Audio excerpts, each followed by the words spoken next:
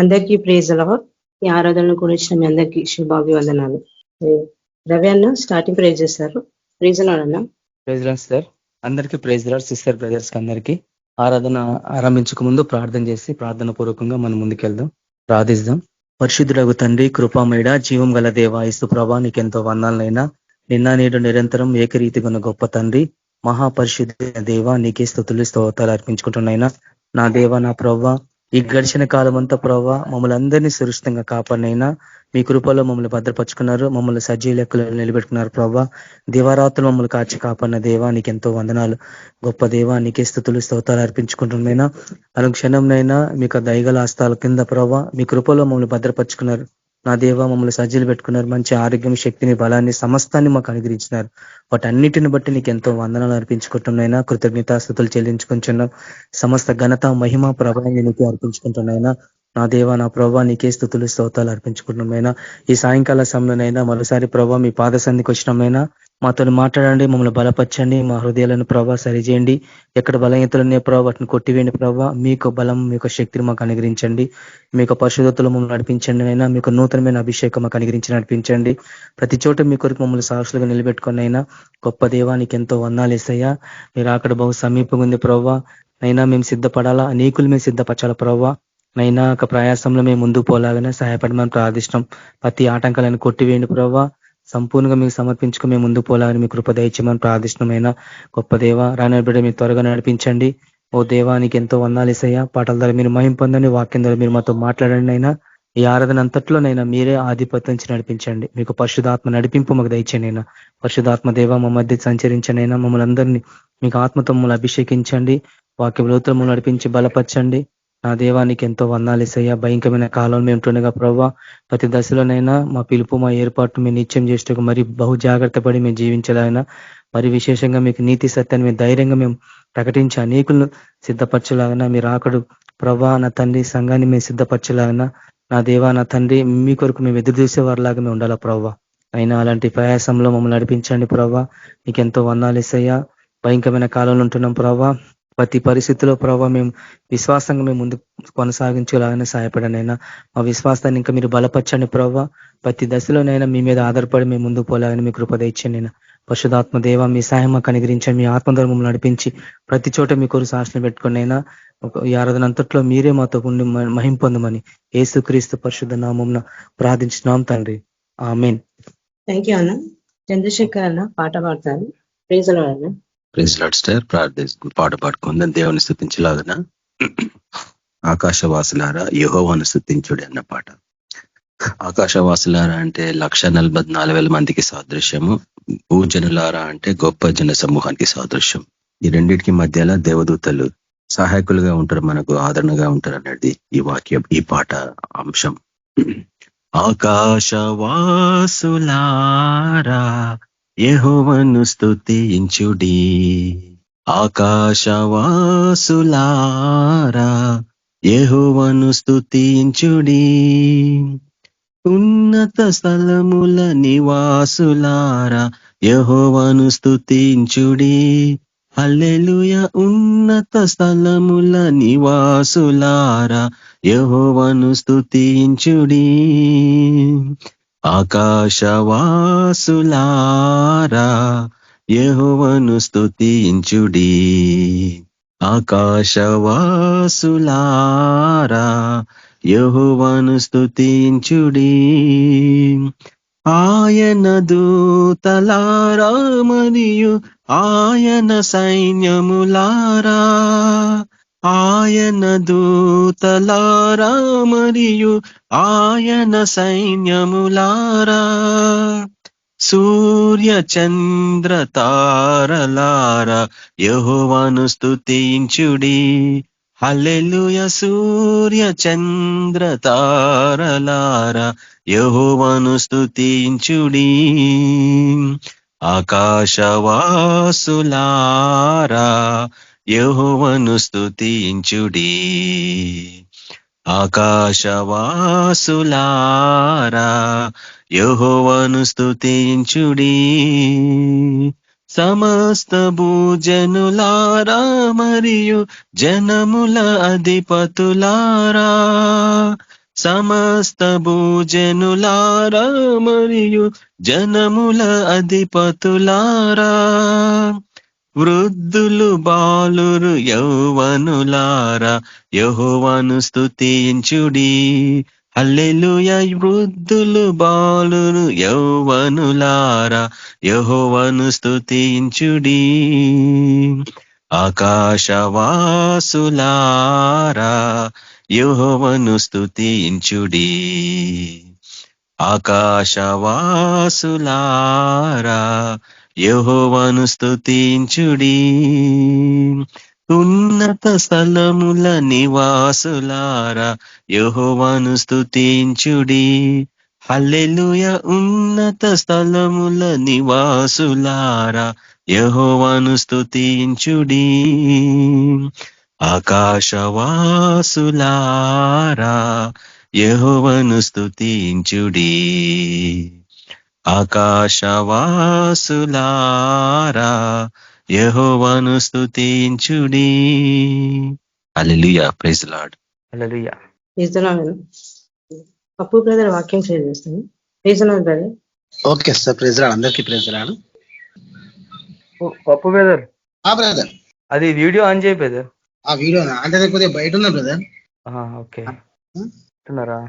దీంట్లో నేను బయటకు వచ్చి నాకు కొద్దిగా మా పిల్లల గొడగోలు ఉందని. నెక్స్ట్ టైం వీడియో చేయండి బ్రదర్. నెక్స్ట్ టైం ప్లాన్ చేసుకుంటాం. ఏంటంటే వీడియో చేస్తే ఏమైందంటే మనం ఎక్కువ చాలా మంది యూట్యూబ్ లో చూస్తారు అన్నట్టు. వాక్యం ఎక్కడెక్కడ వస్తుంది కదా, చాలా మంది బలపడతారు కదా. అందుకే ఒట్టి రికార్డింగ్ పెడితే అంతగా ఇంట్రెస్ట్ చూపిరు కదా. అందుకని వీడియో ఉందనుకోండి బాగుంటుందని. నెక్స్ట్ టైం ప్లాన్ చేయండి తప్పకుండా. చేస్తాను నెక్స్ట్ టైం చేస్తాను. Okay brother. వాక్యం వెళ్ళే ముందు ప్రార్థన చేసుకున్నాను. హల్లెలూయా. యేసుప్రభా నీకే వందనాలు యేసుప్రభా. మీ సన్నిధి యేసుప్రభా ఈ సాయంకాల సమయంలో మాకు ఇచ్చినందుకు వందనాలు యేసుప్రభా. ఈ వాతావరణాన్ని మీరు అదుపులో ఉంచుకోండి యేసుప్రభా. ఎలాంటి ఇబ్బంది కానీ ఎలాంటి అండకాలు జరగడానికి వీల్లేదు. నువ్వు గొప్ప కార్యం మీరు జరిగించండి. రాని బిడ్డలతో మీరు మాట్లాడి మేము వాక్యం చెప్పబోతుండగా యేసుప్రభా మా వాక్యం ద్వారా మేము జీవించాలా, విశ్వాసంగా అనుకూలంగా మేము జీవించాలా. మేము కొడిగ్గా నడవగాని పడిపోనికి వీల్లేదు. నువ్వు గొప్ప కార్యం జరిగించమని యేసుక్రీస్తునామమున ప్రార్థిస్తున్నాం తండ్రి. ఆమేన్. ఆమేన్. మనం వాక్యం చూసుకుందాము. 2 రాజులు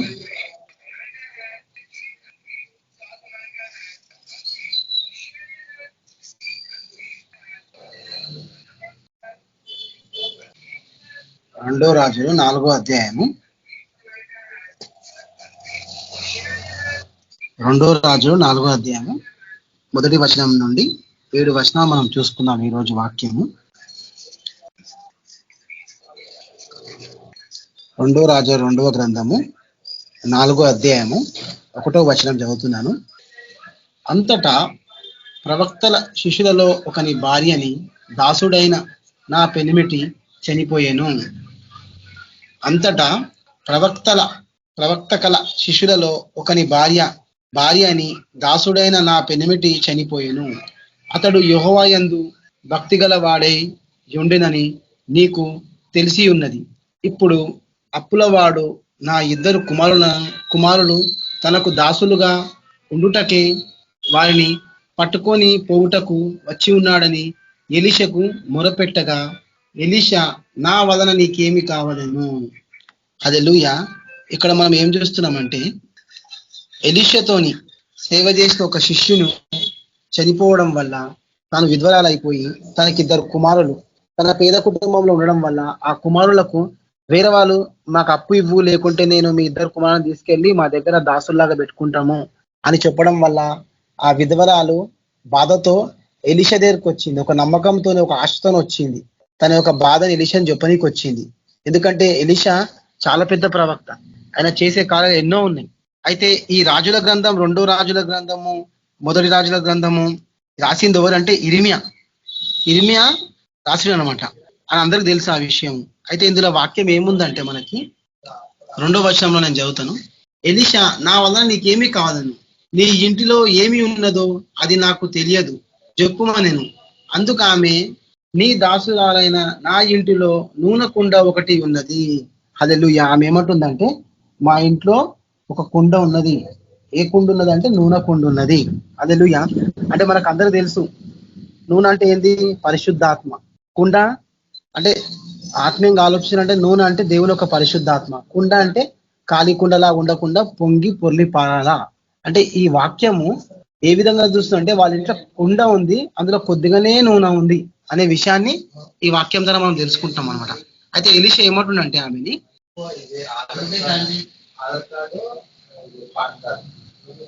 నూనె నూనె కుండ ఒకటి ఉన్నది, అది తప్ప మరి ఏమీ లేదనెను. అతడు నీవు బయటికి పోయి నీ ఇరుగు పొరుగు వారందరి యొద్ద దొరకగలిగిన వంటి పాత్రలన్నిటినీ ఎరువు తెచ్చుకున్నాము. అంటే మీ చుట్టుపక్కల కుండ అమ్మే వాళ్ళు ఉంటే వాళ్ళ దగ్గరికి వెళ్ళి ఎరువు అంటే రెంట్కి తెచ్చుకోమనడము, అంటే రెంట్ కానీ వాళ్ళని ఏదైనా అడుగుమనడం కానీ తెచ్చుకోవడం అని ఎలీషా అంటున్నాడు. ఎందుకంటే ఆ విధంగా ఎలీషా ఎందుకంటున్నాడంటే ఏదో ఒక దేవుని కార్యం చేయబోతున్నాడు. కానీ ఆమె ఎలీషాకి ప్రశ్నలు ఇస్తలేదు, నువ్వు ఎందుకు ఇట్లా అడుగుతున్నావు కుండ వాళ్ళతో ఏందని. కానీ ఆమె ఒక ఆశ ఉంది. ఏం ఆశ ఉందంటే ఎలీషా ఏదో ఒకటి చేస్తాడు, నా కుటుంబానికి ఏదో ఒకటి చేస్తున్నాడు. ఆమె మనుషులను నమ్ముతలేదు, సారీ ఒక ప్రవక్తను నమ్ముతుంది. ఎందుకంటే ప్రవక్త చేస్తాడు అని నమ్ముతుంది. ఎందుకు నమ్ముతుంది అంటే ఎలీషా చేసిన కార్యాలు వాళ్ళ భర్త చూసిండు, కుటుంబానికి చెప్పిండేమో. ఈ కుటుంబం కూడా దేవుని దృష్టికి మంచిగా ఉంది కాబట్టి దేవుడు ఈ కుటుంబాన్ని ఎలీషా ద్వారా వాడుకుంటున్నాడు. అయితే అప్పుడు ఎలీషా ఏమంటుండంటే అతడు నీవు బయటికి పోయి నీ ఇరుగు పొరుగు వారందరి యొద్ద దొరకగలిగిన వట్టి పాత్రలన్నిటినీ ఎరువు తెచ్చుకున్నాము. అప్పుడు నీవు నీ ఇంటిలోనికి వచ్చి నీవును నీ కుమారులను లోపల నుండి తలుపులు మూసి, నువ్వు సీక్రెట్ గా తలుపులు మూసేసి దేవుని కార్యం అనేది సీక్రెట్ గా చేయాలా. ప్రార్థన జీవితం కానీ, బైబుల్ చదవడం కానీ, ఏదైనా కానీ దేవుడు ప్రతిదీ సీక్రెట్ గా చేయమంటాడు. 10 మందిలో చేయొద్దు అంటాడు. ఎందుకంటే ఆయన కార్యం అనేది నీకే తెలవాలా, ఆయనకే తెలవాలా అనేది.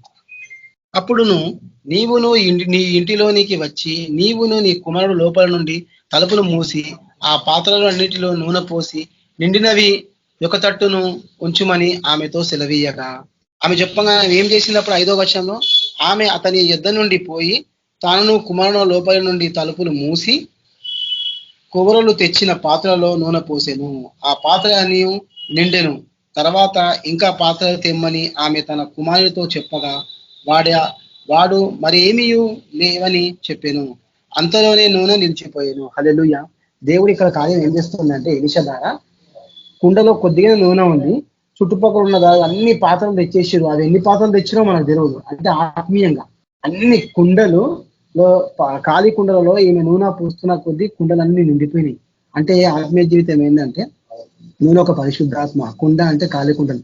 అంటే కుండ లాంటి జీవితం మనం ఉన్నాం. అంటే మన దగ్గర ఏమీ లేదు, కానీ ఎలీషా ద్వారా ఆ కుండలలో నూనె వస్తుంది. అంటే నేను చెప్పాల్సిన విషయం ఏంటంటే దేవుని నమ్మలేని బిడ్డలు ఎంతో మంది ఉన్నారు. వాళ్ళ జీవితాల్లో దేవుని యొక్క సువార్త లేదు, నిజమైన దేవుడు తెలియకపోతున్నారు. అలాంటి జీవితాల్లో మనం పోయి ఆ ఖాళీ ఉన్న హృదయంలో దేవుని యొక్క వాక్యాన్ని నింపి పొంగి పొర్లించాలన్నమాట.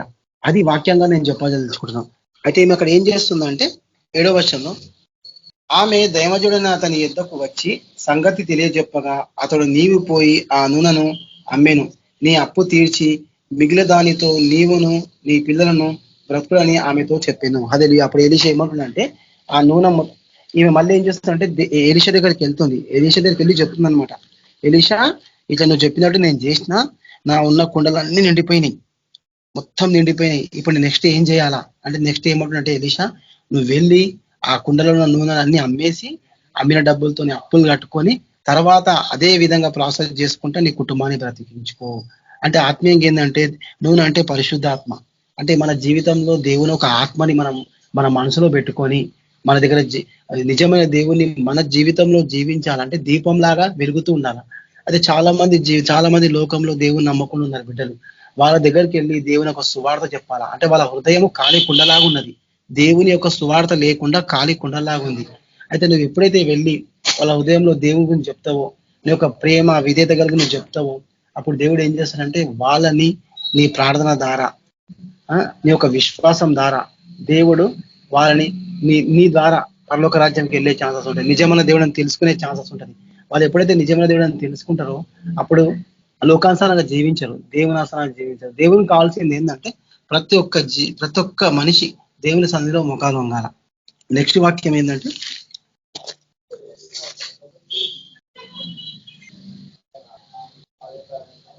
నెక్స్ట్ వాక్యము ఎలీషా చేసిన కార్యాలలో 6వ అధ్యాయము 2 రాజుల గ్రంథము 6వ అధ్యాయము 1 నుండి 7 వచనాలు మనం చూసుకుంటాము.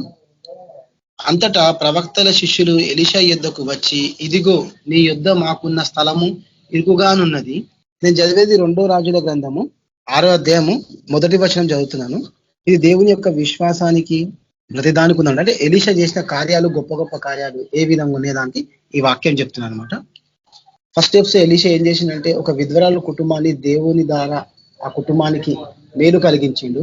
తన విధ్వరాలకున్న కుమారుడు బానిసలాగా జీవించకుండా దేవుని సన్నిధిలో జీవించడానికి ఒక దారి చూపించిండు ఎలీషా ఒక ప్రార్థన మహిమ ద్వారా. రెండోది ఏంటంటే, అంతటా ప్రవక్తలు శిష్యులు ఎలీషా యొద్దకు వచ్చి, ఇదిగో నీ యొద్ద మాకున్న స్థలము ఇరుకుగానున్నది. నీ సెలవైతే మేము యోర్దాను నదికి పోయి తల యొక్క మ్రాను అచ్చట నుండి తెచ్చుకొని మరి ఒక చోట నివాసము కట్టుకుందామని మనవి చేయగా అతడు వెలుడని ప్రత్యుత్తం ఇచ్చెను. అంటే ఎలీషా దగ్గర జీవించే కొంతమంది శిష్యుల్లాగా వాళ్ళు ఉన్న ప్రదేశాలు ఇరుకుగా ఉన్నాయి. అంటే వాళ్ళు ఉండే గుడిసెలు కానీ అవన్నీ చిన్నగా ఉన్నాయి. మేము యోర్దాను నది వైపు వెళ్ళి కొన్ని చెట్టు కొమ్మలు కొట్టుకొని గుడిసెనో ఏదో కట్టుకుంటామని ఎలీషా దగ్గర రావడం వల్ల ఎలీషా సరే మీరు వెళ్ళి తెచ్చుకోండి అని చెప్తాడు. అదే 3వ వచనంలో, ఒకడు దయదాచి నీ దాసులమైన మాతో కూడా నీవు రావదని కోరగా అతడును వచ్చేదని చెప్పాను. అయితే ఎలీషా యొక్క దాసులతోని ఎలీషా కూడా వెళ్తారు అనమాట. వారితో కూడా పోయి వారు యోర్దానునకు వచ్చి మ్రానులో నరుకుచుండెను. అంటే అక్కడ యోర్దాను కట్టెలను నరుకుతుంటే ఒకడు దూలము నరుకుచుండగా గొడ్డలి ఉండి నీటిలో పడిపోగా వాడు, అయ్యా నా ఏదినవాడ, అది ఎరువు తెచ్చినది మొరపెట్టెను.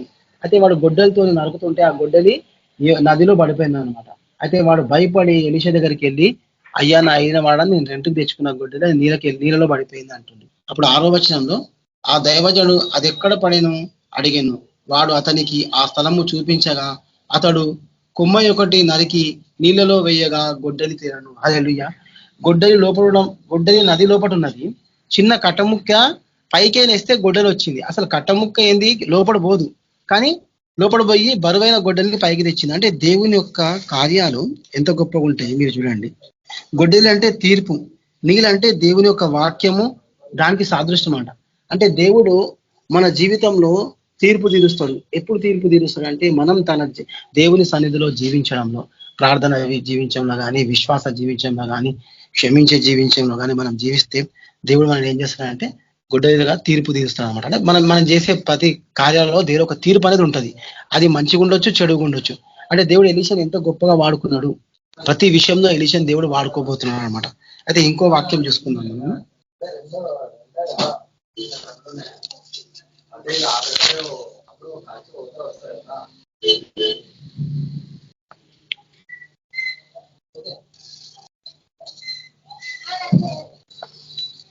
సేమ్ ఇదే 2 రాజుల గ్రంథంలో 20వ అధ్యాయంలో ఉన్నది. ఇది దేని గురించి అంటే ప్రార్థనా జీవితం. మనం ప్రార్థన చేస్తే కొన్ని కార్యాలు తొందరగా అయిపోతాయి. ఆ తొందరగా అయ్యే కార్యాలు ఈ వాక్యం ద్వారా మనం చూసుకుందాము. 2 రాజుల గ్రంథము 20వ అధ్యాయంలో 1వ అధ్యాయం నుండి 6 వచనాలు మనం చూసుకుందాం అనమాట.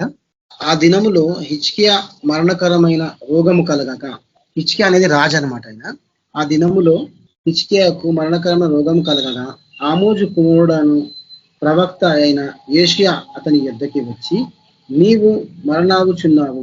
యోషియా వచ్చిందంట. ఆమోజు కుమారుడు ప్రవక్త అయిన యోషియా అతని యొద్దకు వచ్చి, నీవు మరణమవుచున్నావు, బ్రతకవు గనుక నీవు నీ ఇల్లు చెక్కబెట్టుకోనమని యెహోవా సెలవిచ్చుచున్నాడని చెప్పగా అతడు తన ముఖమును గోడ తట్టు త్రిప్పుకొనెను. హల్లెలూయా. అయితే హిజ్కియా రాజుకు ఒక రోగం వచ్చింది.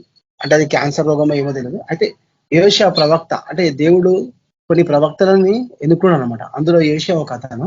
అయితే యోషియాతో దేవుడు మాట్లాడిపిస్తున్నాడు అనమాట. నువ్వు వెళ్ళి హిజ్కియా దగ్గరికి వెళ్ళి చెప్పు.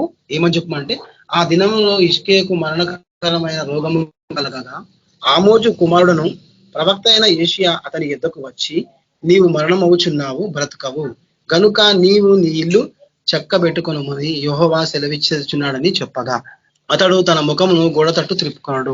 అంటే అప్పుడు హిజ్కియా ఏమైందంటే కొద్దిగా నర్వస్ గా ఫీల్ అయ్యాడు. ఏ విధంగా ఫీల్ అయ్యాడు? నర్వస్ గా ఫీల్ అంటే బాధగా ఫీల్ అయిపోయాడు. నీవు నీ ఇల్లు చెక్కబెట్టుకొనమను అంటే నీ ఇల్లు అంటే నీ హృదయం. నీ హృదయము దేవుని సన్నిధిలో ఒకవేళ తప్పు చేస్తే పాపాలు క్షమాపణలు ఒప్పుకొని దాన్ని సెట్ చేసుకో, నీ హృదయాన్ని పవిత్రంగా చేసుకో. అప్పుడు అంటే పవిత్రంగా ఉన్నప్పుడు నువ్వు పవిత్రంగా జీవిస్తుంటే ఏం జరుగుతుంది? నీకు ఏమైనా నువ్వు పరలోక రాజ్యం అవుతున్నావు. అంటే ఈ ఆత్మీయంగా ఆలోచించాలి. నీ ఇల్లు అంటే హృదయం. అప్పుడు హెచ్కే ఏం చేస్తున్నాడంటే కోపంతో తన ముఖంలో గోడ తప్పు తిప్పేసేసి ఒకటే ప్రార్థన చేస్తున్నాడు. 3వ వచనం ఉంటది, 2 రాజుల గ్రంథము 20 అధ్యాయం 3వ వచనం.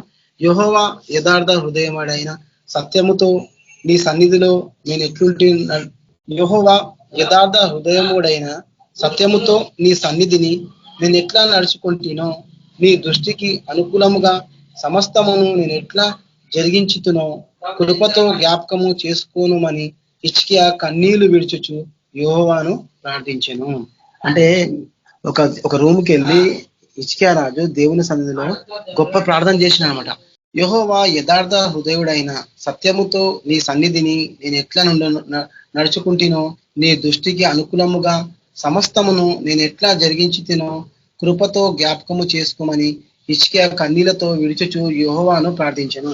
హల్లెలూయా. చాలా మంది కొన్ని బాధలు, కొన్ని సమస్యలు ఉన్నా మౌనంగా ఉంటారు అనమాట.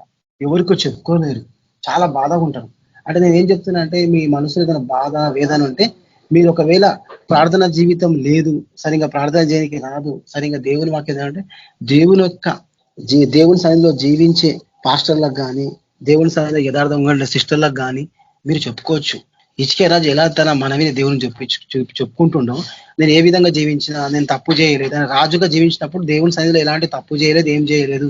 నేను ఉన్న రోజు నీ మార్గంలో నడిచిన, నువ్వు చెప్పినట్లే విన్నా, నాకు ఈ విధంగా ఎందుకు ఉంది, యెషయా వచ్చి నాకు ఎందుకు ఈ విధంగా ప్రవర్తించి ఈ విధంగా నాకు ఎందుకు చెప్తున్నాడు, నేను కొద్ది రోజులే బతుకుతా అని ఏం చేస్తున్నాడు హిజ్కియా రాజు దేవుని సన్నిధిలో మొరపెడుతున్నాడు. కానీ మనం కూడా సమాధానంగా జీవించాలంటే, మనకు సమస్య ఒకవేళ వస్తే మనం కూడా హిజ్కియా లాగా విశ్వాసంతో ప్రార్థన చేసుకోవాలి. అప్పుడు దేవుడు ఏం చేస్తున్నాడు, నీ ప్రార్థన వింటాడు. నువ్వు మనుషులు ఆశ్రయించకుండా దేవుణ్ణి ఆశ్రయించాల. ఒక చిన్న వాక్యం చూసుకున్నాం, ఈ వాక్యం పక్కన పెట్టి కీర్తనల్లో 118 ఏముంటుందంటే, కీర్తన 118లో ఇది పక్కన పెడదాము. 118లో కీర్తన 118 అధ్యాయము 6వ వచనము, 8వ వచనం, 9వ వచనం ఏముందంటే, యెహోవా నా పక్షం ఉన్నాడు, నేను భయపడను, నరులు నాకేమి చేయగలరు. 8వ వచనంలో ఏముందంటే, మనుష్యుని నమ్ముకున్నట కంటే యెహోవాను ఆశ్రయించుట మేలు. హల్లెలూయా.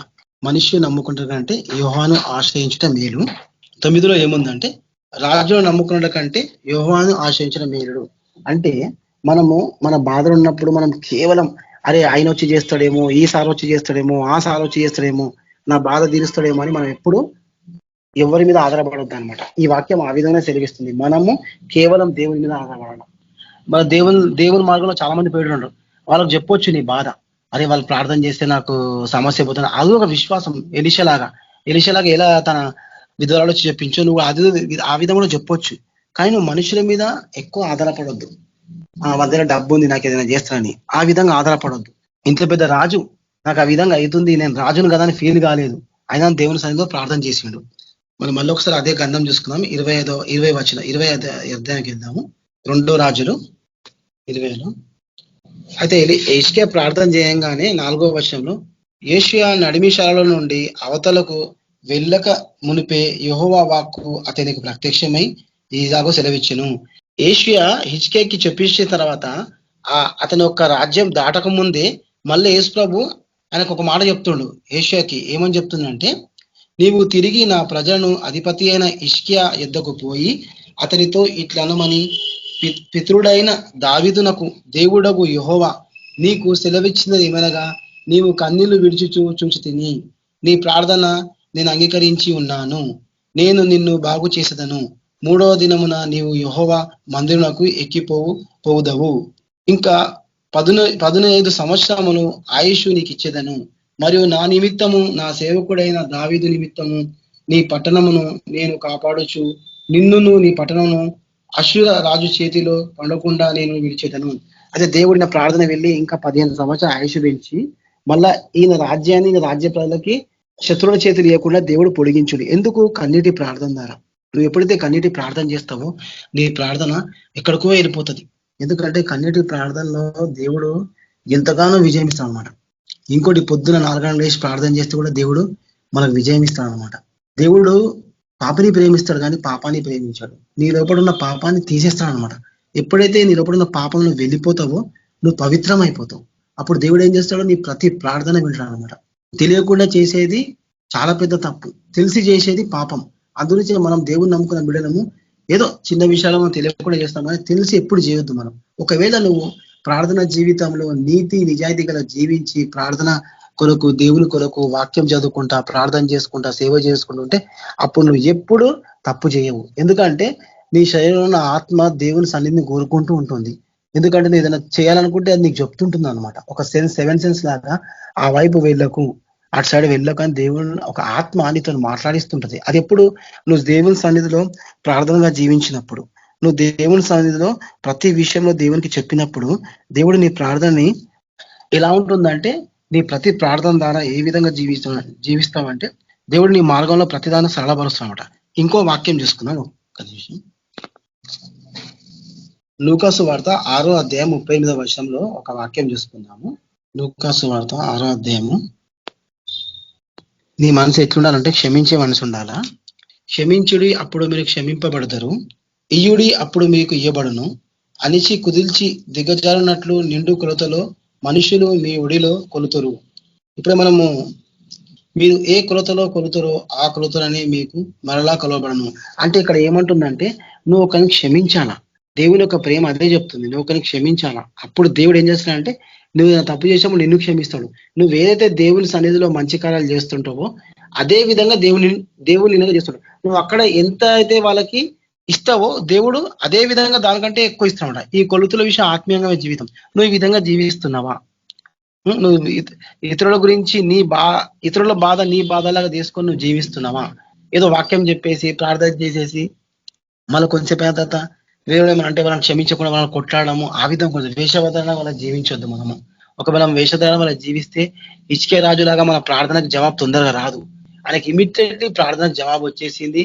ఏషియా ప్రవక్త వచ్చేసి మళ్ళా ఆయనకి దేవుడు ఇట్లా మాట్లాడాడు, నీ 15 సంవత్సరాలు ఆయుష పెంచిండు అని చెప్పేసి చెప్పడం. దాన్ని ఏ విధంగా జీవించిండు? దేవుని సన్నిధిలో యథార్థంగా జీవించిండు, ఎలాంటి పాపం చేయలేదు. ప్రతి ప్రార్థన గాని ఆయన మార్గంలో నడిచడం వల్ల దేవుడు ఏం చేసిండు? ఆయనకి ఈ విధంగా జీవించిండు. ఆయన కూడా ఇట్లా ఉండేమో, ప్రతి ఒక్కరిని క్షమించుకుంటూ జీవించుండేమో ఆయన కూడా. ఈరోజు మనం ప్రతి విషయంలో కానీ ప్రతి ఒక్కరిని మనం క్షమించుకుంటూ ఉండాల. చాలా మంది ఏం చేస్తారంటే ప్రార్థన చేస్తారు, వాక్యం చదువుతారు, సేవ చేస్తారు, కానీ తన కుటుంబంలో ఏదైనా తప్పు జరిగితే వాళ్ళ మీద శత్రుత్వం పెంచుకుంటారు. అది అన్నలు ఉండొచ్చు, తమ్ముడైన ఉండొచ్చు, చెల్లెలు ఉండొచ్చు, అక్కని ఉండొచ్చు. అంటే నేను చెప్పాల్సిన విషయం అంటే మీరు గత కాలం చేసిన ప్రార్థన, మీరు గత కాలం చేసిన సేవ, మీకు కావాల్సినవన్నీ అక్కడ ఉండిపోయినాయి.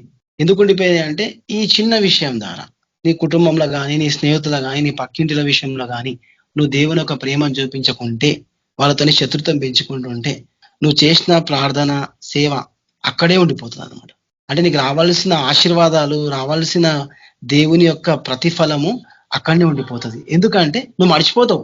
అరే ఆ శత్రుత్వం పెంచుకుంటూ ప్రార్థన చేస్తుంటావు, అన్ని చేస్తుంటావు, కానీ ఆ విషయం మనసులో ఉండిపోయింది. నేను అలాగే ప్రార్థన చేస్తున్నా, నాకు రావట్లేదు ఎందుకు అనే ఒక ఆలోచన నీకు రాదు. ఎందుకంటే వాళ్ళతో నువ్వు శత్రుత్వం పెట్టుకున్నావు కాబట్టి. చాలా మంది ఎట్టుంటారంటే ప్రతి ప్రార్థనలో వాక్యంలో బాగుంటారు, కానీ అరే మనం వాళ్ళ ఇంటికి వెళ్దాం, వాళ్ళతో నేను రాను, వాళ్ళంటే నాకు పడదు అనేస్తారు. మనిషి జీవితం ఏ విధంగా ఉండాలంటే ఎప్పుడైతే మనిషి జీవితం దేవుని సన్నిధిలో అర్పిస్తామో మన యొక్క జీవితాన్ని, మనము క్షమించే జీవితంగా ఉండాలా, ప్రేమించే జీవితంగా ఉండాలా. అప్పుడు దేవుడు నేను ఏ విధంగా పెడతాడంటే మనుషుల యందు కానీ ఈ లోకం యందు కానీ దేవుని యొక్క కృప నీకు ఉంటుందన్నమాట. ఎప్పుడు దేవులను వర్ధిల్లు జీవిస్తాం అనమాట. ఏ విధంగా ఉన్నప్పుడు ప్రతి ఒక్కరిని నువ్వు ప్రేమించుకుంటా జీవిస్తుంటే దేవుడు నిన్ను గొప్పగా వాడుకుంటాడు అనమాట. అయితే నా జీవితంలో కొన్ని సాక్ష్యాలు ఉన్నాయన్నమాట. దేవుడు నన్ను చాలా విషయాలు ఆ సాక్ష్యాలను వాడుకున్నాడు. చాలా ఎట్లా అంటే కొన్ని కార్యాలు జరిగాయి అనమాట. అట్లాంటి కార్యాలు దేవుడు నన్ను వాడుకున్నాడు. లాక్డౌన్ లో కూడా నా దేవుడు నన్ను వాడుకున్నాడు. అదే లాక్డౌన్ లో అసలు మాకు బిజినెస్ తెలియదు. అంటే మనకు అప్పుడప్పుడు దేవుడు కరువులో ఉన్నప్పుడు కూడా దేవుడు మనల్ని వాడుకున్నాడు అనమాట. ఇప్పుడు ఎట్లా ఒక విధవరాల్ని దేవుడు ఎట్లా వాడుకున్నాడో మన జీవితంలో అట్లాంటి కష్టాలు వస్తుంటాయి. ఆమె దేవుడు ఎంత వాడుకున్నాడో, ఆమె అప్పులు పోయినాయి, ఆమె ఫైనాన్స్ ప్రాబ్లం అయింది. కానీ మనం ఏం చేస్తాము, చిన్న ప్రాబ్లం రాగానే టెన్షన్తో ఉంటాము, అన్ని మర్చిపోతాం. అలా నేను చేసిన సేవ, నేను చేసిన ప్రార్థన, నేను చదివిన వాక్యం అన్ని మర్చిపోయి ఆ టెన్షన్ గురించి ఆలోచిస్తూ ఉంటారు అనమాట. కానీ మన జీవితంలో మనం ఎప్పుడు టెన్షన్ పడవద్దు. ఎందుకంటే ప్రతి విషయంలో దేవుడు ఒక మార్గాన్ని ఏర్పరుస్తుంటాడు అనమాట. అందుకే మనం ఎప్పుడు టెన్షన్ పడవద్దు. ఆయనకు వదిలేసాను మనం. ఈ రోజు నేను ఒక ప్రార్థన చేసిన. ఏం ప్రార్థన అంటే నాకు ఒక సమస్య వచ్చింది ఈ రోజు ఒక అతను అర్జెంట్ గా డిస్ప్లేస్ ఈ రోజు కావాలా, వాటర్ లెవెల్ కంట్రోల్స్ ఉంటాయి అనమాట మా దగ్గర. అదొక వాటర్ కి సంబంధించిన వస్తువులు, అవి మా దగ్గర ఒకటే ఉంది. ఆయన సడన్ గా పొద్దున ఫోన్ చేసి నాకు 3 కావాలా, నువ్వేం చేస్తావో నాకు తెలియదు, ఈ రోజు నాకు 3 కావాలా, నాకు ఈ రోజు నువ్వు ఎంత డబ్బులైనా పర్లేదు నేను ఇచ్చేస్తా, నువ్వు ఈ రోజు కాదు అని చెప్పొద్దు అని అనేసిండు నాకు. ఈ విషయం నాకు ఎప్పుడు చెప్పినంటే నిన్న మధ్యాహ్నం నాకు చెప్పేసిండు, నాకు ఈ రోజు కావాలి, ఈ రోజు ఫిట్టింగ్ చేసి అని చెప్పేశాడు. నేను ఎంత చెప్తున్నా నా మాట వినట్లేదు, ఆయన కోపం ఎక్కువ. అయితే ఏం చేసినా, రాత్రి ప్రార్థన చేసిన, దేవా మన ఈ సమస్య ఉంది, నాకు సడన్ గా చెప్పేసిండు, నా దగ్గర ఒకటే ఒక వస్తువు ఉంది, నా వస్తువు ఒకటే ఉంది, అక్కడ ఏమో 3 వస్తువులు కావాలా, ఆయన ఏమో వినట్లేదు, నువ్వు ఎట్లైనా చేయని చెప్తున్నాడు. ఆ వస్తువు ధరనేమో చాలా ఎక్కువ, అది ఇక్కడ ఢిల్లీలో ఉంటుంది, ఢిల్లీ నుండి రావాలంటే కనీసం 4 రోజులు పడుతుంది. ఆయన వినట్లేదు. ఏం చేయాలా దేవా అని నేను బాగా ప్రార్థన చేసి మా టెక్నీషియన్ ఉన్నాడనమాట, అతనితో చెప్పిన, ఈ ఒకటే వస్తువు వెళ్ళి అక్కడ ఫిట్ చెయ్యి, 2వ వస్తువు రేపు వస్తుంది, ఏదో విధంగా వస్తుంది అని చెప్పు, నేను మిగతా నేను హ్యాండిల్ చేస్తా అని చెప్పేసిన. ఆయన ఏమంటున్నాడు, 2వది ఎట్లా వస్తుంది అంటే ఏదో విధంగా వస్తుంది. నేను ఆయనకు చెప్తలేను, ఎందుకంటే నా బాస్ ఏదో విధంగా అరేంజ్ చేస్తాడు. నా బాస్ ఎవరు? యేసు ప్రభు నా బాస్. అదొక నమ్మకం ఉంది. మళ్ళీ పొద్దున ఫోన్ చేసిండు, మీ పర్సన్ వస్తుండ అంటే, వస్తుండు సార్, మా పర్సన్ వస్తున్నాడు అని చెప్పిన. ఈరోజు ఫిట్ చేస్తా అంటే ఈరోజు ఫిట్ చేస్తాడని చెప్తున్నా. ఎందుకంటే నాకు ఏం చెప్పాలో అర్థమైతే లేదు, కానీ ప్రార్థన చేస్తున్నా వస్తున్నా అని చెప్తున్నా. సరే అని చెప్పిండు. ఇక నేను బాగా ప్రార్థన చేసిన, దేవా ఇది నీకు ఈ విషయంలో నేను నీకు అప్పచెప్పేస్తున్నా, దీనిలో తప్పున్నా ఏమున్నా నాకు క్షమించు. ఎందుకంటే నేను పెడతాను కమిట్మెంట్ ఇచ్చి పెట్టకుంటే ప్రార్థన చేసినా వేస్ట్.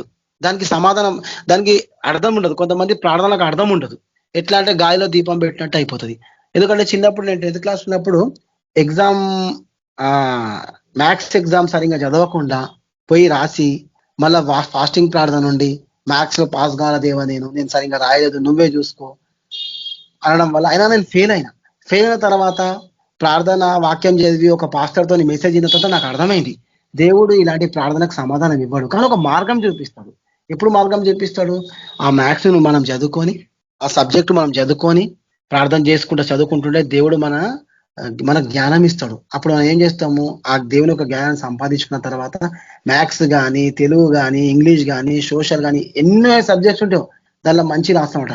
మళ్ళీ నేను సప్లిమెంటరీ ప్రార్థన చేసి మంచిగా చదువుకొని పొద్దున రాత్రి కష్టపడి చదువుకొని మళ్ళీ మ్యాథ్స్ ఎగ్జామ్ రాసిన తర్వాత మళ్ళీ అప్పుడు రిజల్ట్ టైంలో దేవుని దగ్గర ప్రార్థన చేసిన, దేవా నాకు మంచి మార్క్స్ రావాలా, నేను ఎంతైతే అనుకుంటున్నానో అంత వచ్చినా చాలనుకున్నా. కానీ దేవుడు ఏం చేసిండు, నాకు ఇంకా ఎక్కువ మార్క్స్ ఇచ్చిండు. మ్యాథ్స్ నాకు అప్పట్లోనే 55 మార్కులు వచ్చినాయి. 10th లో 55 మార్కులు అంటే మామూలు మాట కాదు, చాలా గొప్ప. అంటే ఇదంతా ఏంది, మనం చదవడం వల్ల, దేవుడు మనకు జ్ఞానం ఇవ్వడం వల్ల, ఇంకా ఆ చదువుకి టైం స్పెండ్ చేస్తాం మనం. అయితే దేవుడు అన్ని చూసిండు, మనకి చూసి ఏం చేసిండు, దేవుడు మనకి టైం స్పెండ్ చేసినాం కాబట్టి దేవుడు జ్ఞానం ఇచ్చిన జ్ఞానాన్ని మనం ఏ విధంగా వాడుకోవాలో ఆ విధంగా మనం వాడుకోవాలా. మనకు దేవుడు జ్ఞానం ఇచ్చింది కదా, మన దేవుడు గొప్ప దేవుడు కానీ పిచ్చి పిచ్చి పనులు చేయకుండా ఉంటే దానిలో కార్యం జరగదు. అయితే నేను పొద్దున ప్రార్థన చేసిన, దేవా నువ్వే గొప్ప కార్యం చేయదేవా, ఏదో ఒక కార్యం చేయదేవా అని ప్రార్థన చేసిన తర్వాత, నేను ప్రార్థన చేసుకున్న తర్వాత మళ్ళీ నాకు మనోజ్ బ్రదర్ ఫోన్ చేసిండు, ఎక్కడున్నప్పుడు అంటే నా పని అయిపోయింది, ఇట్లా నేను ఇంటికి వెళ్తున్నా అంటే మీరు రా కలుద్దామని చెప్తే ఇక నేను మనోజ్ బ్రదర్ గారికి వెళ్తున్నాను అనమాట. ప్రార్థన చేసుకుంటూనే వెళ్తున్నా. అక్కడ వెళ్ళిన తర్వాత నాకు ఫోన్ వచ్చింది ఇమీడియట్లీ. మా పర్సన్ ఫోన్ చేసిండు, సార్ అక్కడ ఆ సార్ రావద్దంటుండి అలా, ఎందుకంటే బాగా వర్షం పడుతుందంట, అస్సలు రావద్దంటుండు, ఆ వర్షంలో ఏమొస్తారు, ఈ రోజు వద్దులే, రేపు కూడా వర్షం ఉంది, ఒక 2 days తర్వాత రమ్మంటుండు పెద్ద సారు, ఎందుకంటే వాళ్ళ నాన్నకి ఏదో ప్రాబ్లం వచ్చిందంట, బయటికి వెళ్ళాలంట అర్జెంట్ గా, అందునుంచే వర్షం ఒకటి ఉంది, మళ్ళీ వాళ్ళ అర్జెంట్ గా ఏదో పని వచ్చిందంట, విజయవాడకి వెళ్ళాలంట అని చెప్పడం వల్ల ఆయన విజయవాడకి వెళ్ళిపోతున్నాడు, మనం రావద్దన్నాడు సార్ అని చెప్పాడు. ఇక నాకు చాలా విచిత్రం అనిపించింది, చాలా సంతోషం అనిపించింది. అంటే ఇక్కడ నేను న్యాయంగా ఉన్నా. ఒకవేళ నాకు ఆ వస్తువు తెమ్మని ఒక 1 వారం రోజుల కింద చెప్పిండు అనుకోండి, నేను తేకుండా ప్రార్థన చేస్తే నా ప్రార్థనకు దేవుడు సమాధానం ఇవ్వడు. కానీ ఇక్కడ సడన్ గా చెప్పిండు, నాకు కావాలా అంటాడు. అప్పుడు నేను దేవునితో ప్రార్థన చేసిన, దేవా చాలా బంధనాలు వేసు ప్రభా, ఆయన నాకు 2 days టైం ఇచ్చిండు. ఆ 2 days లో ఆ వస్తువు వచ్చేస్తుంది, మేము పెట్టేసి ఆయన ఏమంటే 2 days కావచ్చు, 3 days కూడా కావచ్చు, నేను ఒక 2 రోజుల ముందు మీకు చెప్తాను, అప్పుడు వచ్చి పెట్టమంటాడు. అంటే దేవుడు ప్రతి విషయంలో మనము ప్రార్థన ఏ విధంగా ఉండాలంటే, నేను ఆయనకు చెప్పేసిన, మా బాస్ అంటే నా దేవుడికి ఆ పని దేవుడికి అప్పచెప్పేసిన, ఇక నేను వేరే పని చూసుకున్నా. ఆ రోజు ఆ పని ఆయనకు అప్పచెప్పేసి నేను వేరే పని చూసుకోవడం వల్ల దేవుడు ఏం చేసిన అంటే నా పనికి దేవుడు ప్రతిఫలం ఇచ్చిండు, ఒక మార్గాన్ని ఇచ్చిండు, నాకు సమయం ఇచ్చిండు. ఆ సమయంలో ఇప్పుడు ఏం చేయాలా? దేవుడు సమయం ఇచ్చిండు కదా, అది ఏం చేయాలి? నేను అప్పుడు ఆ వస్తువుని తీసుకొచ్చి నా దగ్గర పెట్టుకొని వెయిటింగ్ ఉండాలి. ఆయన ఎప్పుడు ఫోన్ చేస్తే పోయి ఫిట్ చేయడానికి. ఇప్పుడు దేవుడు సమయం ఇచ్చింది కదా, మళ్ళీసారి ఆయన ఫోన్ చేస్తే మళ్ళీ ప్రార్థన చేస్తా, మళ్ళీ దేవుడు సమయం ఇస్తాడు నాకు అని మనం అట్లా అనుకుంటే ఏమవుతుందంటే అప్పుడు దేవుడు మనకి ఎలాంటి అవకాశాలు ఇవ్వడు. ఎందుకంటే నువ్వు ఏ విధంగా జీవించినావు. కొన్ని పాయింట్స్ ఉంటాయి దేవుని సన్నిధిలో కొన్ని ఇంపార్టెంట్ పాయింట్స్ ఉంటాయి అనమాట. అవి ఎట్లుంటాయి అంటే, నువ్వు వాక్యం చదివిన తర్వాత, ప్రార్థన చేసిన తర్వాత, సేవ చేస్తున్నప్పుడు నీకు ఒక ప్రాబ్లం వచ్చింది. అది ఎందుకు వచ్చింది? చాలా మందికి ప్రాబ్లమ్స్ వస్తాయి కదా, అది ఎందుకు వస్తాయి అంటే మన వల్లనే వస్తాయి ప్రాబ్లమ్స్. అది మనం తెచ్చుకుంటూనే వస్తాయి. దేవుడు ఏ ప్రాబ్లం ఎప్పుడు తేడనమాట. ఒక సాతానుడు నీ దగ్గర రావాలంటే నువ్వు అక్కడ పోవడం వల్ల కానీ, ఏదైనా చేయడం వల్ల కానీ ఆ సాతాను మన దగ్గరకు వస్తుంది. ఎందుకంటే ప్రతి విషయంలో మనం ఎట్లుండాలంటే, ఎప్పుడైతే నువ్వు వాక్యము ప్రార్థన చేస్తావో నీకు ఆ సబ్జెక్ట్ మీద ఆలోచన వచ్చేస్తుంది. దేవా ఈ విధంగా ఉన్నది, నేను వెళ్తున్నా, అక్కడ నాకు ఎలాంటి ఇబ్బంది రావద్దు అంటే దేవుడు అక్కడ ఏం చేస్తాడంటే, నువ్వు వెళ్ళినప్పుడు అక్కడ నీ దూతలను పెట్టుకుంటాడు అనమాట. నువ్వు ప్రార్థన చేయకుండా ఏం చేయకుండా నేను వెళ్తా, ఎక్కడికైతే అక్కడ గొడవకి వెళ్ళినప్పుడు ఆ సమస్య వచ్చినప్పుడు మళ్ళా దేవా ఈ సమస్య వచ్చింది అన్నప్పుడు సమస్య వెళ్ళిపోతుంది. కానీ నీ అంతరాత్మకి నీకు ఒక లెక్క ఉంటుంది.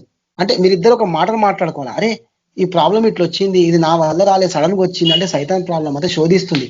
దేవుని నేను అడుగుతా, దేవా నాకు ఈ ప్రాబ్లం వచ్చింది, ఇది అనుకోకుండా వచ్చింది దేవా. ఇంకో ప్రార్థన ఉంటుంది, దేవా ఇది అనుకోకుండా జరిగిపోయింది నా వల్లనే, నేను క్షమించు దేవా అంటే దేవుడు ప్రతి ప్రార్థనకి ప్రతి దానికి దేవుడు మనకి మార్గం ఇస్తుంటాడు. ఎందుకంటే మన దేవుడు గొప్ప దేవుడు, నమ్మదగిన దేవుడు. అట్లా ప్రతి విషయంలో ప్రార్థన చేసుకుంటూ జీవిస్తా. నేను కానీ నా కుటుంబం కానీ ప్రార్థనలో ప్రతి చిన్న విషయం నేను దేవుని దగ్గర చెప్పుకుంటా. ఇప్పుడు మన దేవుడు గొప్ప దేవుడు, డైరెక్ట్ అతను మాట్లాడవచ్చు అనమాట. ఒక సీఎంతోని ఒక సీఎంతోని కానీ, ఒక సర్పంచ్ తోని కానీ, ఒక విఐపితో మాట్లాడాలంటే ఏం కావాలా? ఫోన్ కావాలా. ఫోన్ ఉంటేనే మనం ఆయనతో మాట్లాడవచ్చు. ఫోన్ లో ఛార్జింగ్ అయిపోయింది అనుకోండి, మనం మాట్లాడలేము. ఒకవేళ ఒక వ్యక్తితోని ఒక విఐపి దగ్గర వెళ్ళినాం అనుకోండి, ఆయనకు ఉండకపోవచ్చు, వెళ్ళిపోవచ్చు. ఎందుకంటే 9 గంటలకు అక్కడికి వెళ్ళిపోయినప్పుడు మనం 9:10కి వెళ్తే ఆయన దొరకకపోవచ్చు. మనం ఆశతోనే వెళ్తాం. కానీ మనల్ని నమ్ముకున్న దేవుడు చాలా గొప్ప దేవుడు. నీకు సమస్య వచ్చినా రాకపోయినా నువ్వు ఇమీడియట్లీ ఎక్కడైతే ఉన్నావో అక్కడే మోకాల మీద ఉండి డైరెక్ట్ గా యేసుప్రభువుతో మాట్లాడవచ్చు. ఎందుకంటే దేవుడు మనకు ఆ విధంగా స్వాతంత్రం ఇచ్చాడు. ఒక సీఎంని కలవాలన్నా కొన్ని కారణాలు ఉంటాయి. అవన్నీ కారణాలు దాటుకుంటా వెళ్ళి కలవాలా. కలిసినా కూడా నీ సమస్య పోతుందో కూడా నీకు 50-50 ఛాన్సెస్. కానీ మన దేవుని కలవాలంటే ఇమీడియట్లీ నువ్వు కలవాలా డైరెక్ట్ అనగానే నీ హృదయము పవిత్రంగా ఉండాలా. అది నువ్వు చూసుకోవాలా. నీ హృదయం ఏ విధంగా పవిత్రంగా ఉండాలనేది వాక్యం ద్వారానో, ఇతరుల దేవుని నమ్ముకున్న బిడ్డల ద్వారానో దేవుడు వాళ్ళ ద్వారా నీకు మాట్లాడిస్తాడు. అప్పుడు నీకు ఒక ఆశ వస్తుంది, వాక్యం మీద నీకు ఒక అవగాహన వస్తుంది. అప్పుడు నువ్వు ఒక సబ్జెక్ట్ పట్టుకొని ఉన్నప్పుడు, నేను కొన్ని సంవత్సరాల కిందము చిన్న తప్పులు చేస్తుండే, తప్పులు చేసి బాగా బాధపడుతుండే, భయపడుతుండే, విశ్వాసంతో ఉండకపోతుండే. ఎప్పుడైతే నేను వాక్యం తెలుసుకున్నానో తప్పు చేయను నేను. ఎందుకంటే పొద్దున్న లేవగానే ప్రార్థన చేసి వెళ్తా, దేవా నేను వెళ్తున్నా, అక్కడ మోసం అయితే నన్ను ఆ మోసం నుండి బయటికి తీసుకురా. నేను ప్రతిదీ ప్రార్థన చేసుకునే వెళ్తుంటా. అప్పుడు నేను తప్పు చేయను. ఎందుకంటే నాకు దేవుడు ఒక ప్రార్థన చేసి వెళ్ళినా కాబట్టి దేవుడు అక్కడ నన్ను రక్షిస్తుంటాడు. నేను ఒక బిజినెస్ చేసేటప్పుడు, ఒక ఇంటికి వెళ్ళినప్పుడు ఆ ఇంట్లో పెట్టాల ఒక వస్తువు, నేను అమ్మే వస్తువు ఆ ఇంట్లో పెట్టాలంటే 10 కారణాలు ఉంటాయి అక్కడ అనమాట. అవన్నీ కరెక్ట్ ఉన్నాయా చూసుకోవాలా. అవన్నీ చూసుకోవాలంటే చాలా మంది ఏం చేస్తారంటే ఆ 10 సబ్జెక్ట్ అక్కడ కరెక్ట్ ఉన్నాయో చూసుకోవాలి. అందులో 5 చూసుకుంటారు, వచ్చేస్తారు, డెలివరీ చేస్తారు. డెలివరీ అయిన తర్వాత ఇబ్బంది పడతారు, కస్టమర్ తోని తిట్లు తింటారు. కానీ నేను అట్లా కాదు. ఒక డైరీ తీసుకుంటా, ఆ ఇంటికి వెళ్ళగానే ఫస్ట్ ప్రార్థన చేస్తా. నాకు కావాల్సింది ఏందో ఆ డైరీలో చూస్తా.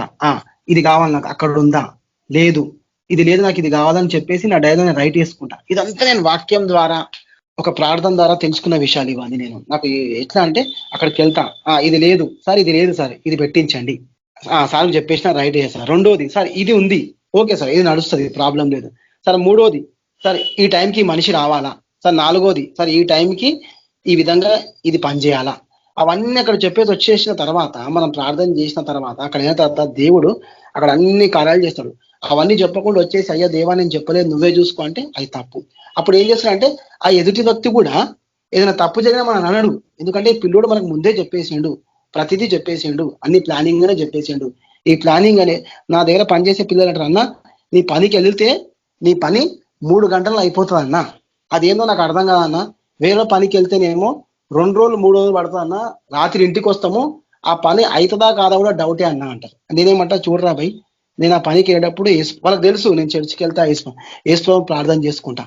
అందునుంచే మీరు వెళ్ళే ముందు మీకు అన్ని సిద్ధపరిచేస్తాను నేను అని చెప్తే వాళ్ళు అంటారు, నీ పని చేయాలంటే మాకు సంతోషం అవుతుందన్నా, ఎందుకంటే నీ పని తొందరగా అయిపోతుంది. అంటే ఇదంతా దేవుని యొక్క ప్రణాళికతో నడుస్తుందన్నమాట. ప్రతిదీ ఏ పని చేసినా దేవుని యొక్క ప్రణాళికగా జీవించాలి మనం. ఎందుకంటే ఎప్పుడైతే దేవుని ప్రణాళికగా మనం జీవిస్తామో ప్రతిదీ ఆయనను సమర్పించుకోవాలా. చిన్న విషయమైనా కానీ పెద్ద విషయం కానీ ప్రతిదీ ఆయన సమర్పించుకోవాలా. చాలా మంది చిన్న చిన్నవి ఉంటాయి అనమాట, ఆ ప్రార్థన చేసుకోరు, ఆయనకు చెప్పరు. కానీ మనం కూడా ప్రతిదీ ఆయనకు చెప్పుకుంటా పోతుంటే ఏమవుతుందంటే, నేను ఈ విషయం ఎందుకు చెప్తున్నా, నువ్వు ప్రతి చిన్న విషయము దేవుని సన్నిధిలో చెప్పుకుంటూ పోతుంటే నీ విశ్వాసం అనేది డెవలప్మెంట్ అవుతుంటది. అరే దేవా నేను కొనుక్కోనికి వెళ్తున్నా, మంచి వస్తువు రావాలా, మంచి ధరకు రావాలని మోసపోదు. అప్పుడు నువ్వు పోయి కొంటావు, మంచి వస్తువు ఉంటుంది, మంచి ధర కోసం మోసపోవు. ఒక చిన్న విశ్వాసం అప్పుడు నీకు అక్కడ స్టార్ట్ అవుతుంది. మరి రెండోది, మూడోది, నాలుగోది, ఒక 10 రూపాయల వస్తువు నుండి మొదలు పెట్టుకుంటే నువ్వు 10 లక్షల వస్తువు కొన్నా నీకు టెన్షన్ ఉండదు. ఎందుకంటే నేను 10 రూపాయల నుండి మొదలు పెట్టినా ఈరోజు 10 లక్షల వస్తువులు కొంటున్నా. ఆ 10 లక్షల వస్తువు కొనాలంటే కూడా నేను దేవుని మీద ఆధారపడ్డా. 10 రూపాయల వస్తువు కొన్నా నేను దేవుని మీద ఆధారపడే కొన్నా. ఎందుకంటే నేను సరెండర్ అయిపోయినా. అప్పుడు నువ్వు భయపడవు. ఎందుకు భయపడవు అంటే నువ్వు మోసపోవు కాబట్టి. నువ్వు ఎక్కడైనా ప్రార్థనకి బేగం బజార్కి వెళ్ళి ప్రార్థన చేసి వచ్చినా నేను, నాకు మంచి వస్తువు తక్కువ ధరలు ఇచ్చింది. మా ఇంటి పక్కన అదే వస్తువు ఎక్కువ ధరకు తెచ్చాడు. ఇది అన్నా ఏందన్నా, నేను పోతేనేమో నాకు 1000 రూపాయలకు వచ్చింది, నువ్వు పోతేనేమో 700లకు వచ్చింది. అంటే ప్రార్థన అంటే ఆ చిన్న వస్తువు ఒక మా బాబుకు బొమ్మ కావాలా, ఆ బొమ్మ గురించి కూడా ప్రార్థన చేసినాను. చాలా మా భార్య నవ్వుతున్నారు, బొమ్మ గురించి కూడా ప్రార్థన చేస్తావా అంటే, ప్రతిదీ నాకు సరెండర్ చేయాలా. బొమ్మ ఉండని, చెప్పులు ఉండని, మోలు ఉండని, సూదు ఉండని, ప్రతిదీ. అంటే ఇక్కడ నాకు బొమ్మ విషయం కాదు, ఇక్కడ విశ్వాసం అనేది డెవలప్మెంట్ అవుతుంది. ఇప్పుడు నేను మీతో నిజంగా చెప్తున్నా, నాకు ఏ సమస్య ఉన్నా నేను భయపడను. ఎందుకంటే నా దేవుడు గొప్ప దేవుడు. ఒకవేళ నా చేతులతో జరిగింది అనుకో, నేను దేవుని దగ్గర ఒప్పుకుంటా, దేవా ఇట్లా జరిగింది, మళ్ళీసారి జరగదు. నేను ఈ విషయాలన్నీ మళ్ళీసారి జరగదు అనేసి దాదాపు ఒక 3-4 సంవత్సరాల కింద వదిలేసిన. నేను మళ్ళీసారి తప్పు చేస్తలేను. ఎందుకంటే దేవుడు ఆ మళ్ళీసారి అదే తప్పు చేస్తే నన్ను వదిలేస్తాడు, నన్ను పట్టించుకోడు. కాబట్టి నేను చేస్తలేను. నేను ప్రార్థన చేసుకుంటా, ప్రతిదీ విషయంలో నేను నడుస్తున్నా. ఎట్లున్నానంటే యథార్థం కలిగి జీవిస్తాను నేను. ఒకళ్ళకి నేను రూపాయి అప్పు ఇవ్వలేదు, నేను అప్పు తీసుకోలేదు. కానీ దేవుడు నాకు నా బిజినెస్ లో కానీ, నా కుటుంబంలో కానీ, మా అమ్మలో కానీ, మా నాన్నలో కానీ ప్రతి ప్రార్థనలో దేవుడు మాకు మా కుటుంబంలో తనగా పెడుతున్నాను అనమాట. ఏ పని చేసినా దేవుడు. ఎందుకంటే ఇవన్నీ ఎందుకు జరుగుతున్నాయి అంటే ముఖ్యంగా విశ్వాసము, ప్రార్థన. నాకు టైం లేదు, నేను సేవ చేస్తలేను నా దగ్గర అంతా అంటే, దాన్ని కూడా దేవుడు మార్గం ఇస్తాడు సేవ ఆ విషయాన్ని కొద్దిగా బాధపడుతున్నాను. ఎందుకంటే సమయం లేదు సేవ చేయడం. ఇంకోటి వాక్యం ఎక్కువ ఎక్కడ చెప్పడం లేదనమాట. కానీ దాని గురించి నేను బాగా ప్రాక్టీస్ చేస్తున్నా, రాసుకుంటున్నా. కొన్ని వాక్యాలు చెప్పాలని చాలా ఉన్నాయి నా దగ్గర, బుక్స్ లో రాసుకొని వాక్యం చెప్దామని. కానీ దాని కూడా ఆ విషయం గురించి ప్రార్థన చేయాలని నాకు బాధ అనిపిస్తుంది. అరే దేవుడు నాకు ఇన్ని కార్యాలు చేస్తున్నాడు, కానీ నేను ఎక్కడ వెళ్ళి సేవ చేయలేకపోతున్నా, వాక్యం చెప్పలేకపోతున్నా. ఈ విషయాన్ని నేను దేవుని ఎలా పంచుకోవాలా, ఈ విషయంలో దేవుడు నాకు ఎట్లా హెల్ప్ చేస్తాడు అనేది ఒక రకమైన ఫీలింగ్ లో నేను ఉన్నాను అనమాట. కొన్ని విషయాలు దేవుని దగ్గర చెప్పాలంటే నేను మోమాటం కూడా పడతా. ఎందుకంటే నాకు అన్ని దేవుడు చెప్పేసిండు, అయినా కానీ నేను దేవుని అడుగుతున్నా ఎందుకు అనేది ఒక ఫీలింగ్ ఉంటుంది అనమాట. ఈ వాక్యము ఈ సమయం నాకు ఇచ్చినందుకు ఈ వాక్యం దేవుడు దీవించును గాక. Thank you.